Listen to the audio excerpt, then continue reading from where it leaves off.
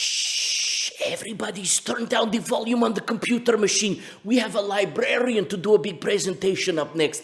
Lillian Semeniuk, she wrote a book in the 80s about this beautiful area of Andrew, and she is going to tell us all about the process of making these books in the English language, which I'm not so good at speaking, because I speak the obviously very, very fluent in Ukrainian. Well, the first and main obstacle was when we asked for stories from families in the area. They had a hard time understanding what we meant. There was no book. Ours was the first book in the area. So nobody knew what we were talking about. When we said a book for Andrew, it was not really believed at the time that this was going to happen. But we pushed forward. As a result, we did not get the number of stories that subsequent books did, but we've got a fairly good representation.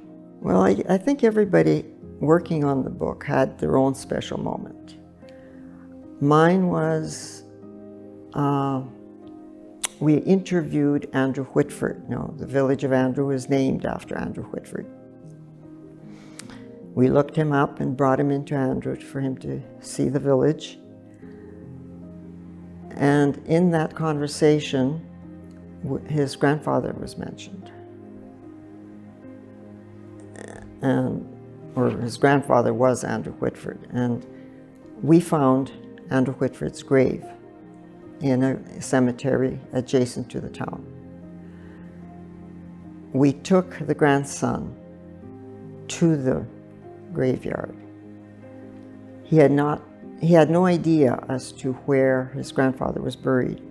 So when he saw the monument, he fell to his knees in prayer and a lot of tears. He was very touched with this revelation. And to me, that was a very special moment. We were either brave or, I hate to use the word silly and stupid, but we talked price with the printer.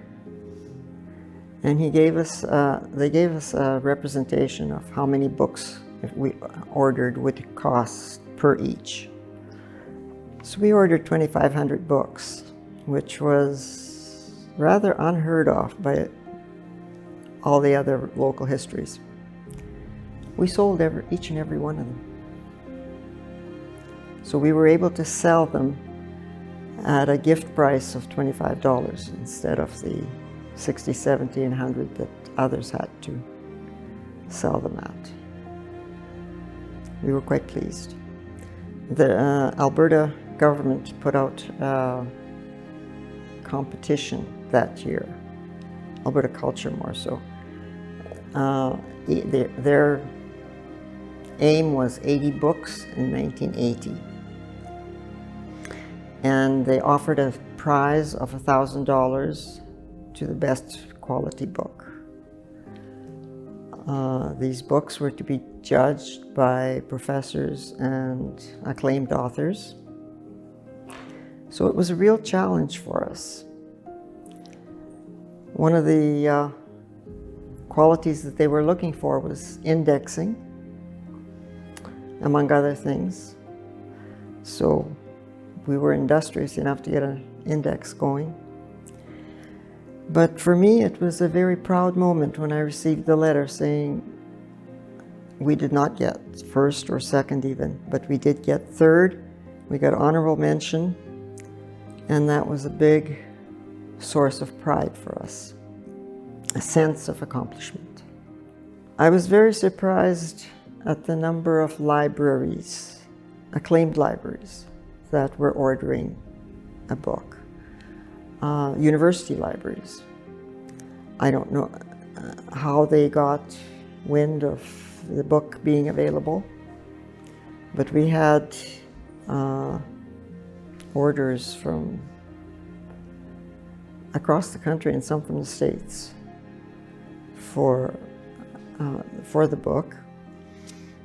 And And we were quite pleased with that. As a result, we had gotten feedback from some of them. One former resident that lived in Ottawa sent back a note saying, "The book was such a hit, I need 3 more copies." And then we had a professor from New York University send us a congratulations on a job well done. A real pride to us. It's a warming thought to realize that this will go on for generations to come through a totally different system than what we used, and the difficulty we had compared to today's computerized world.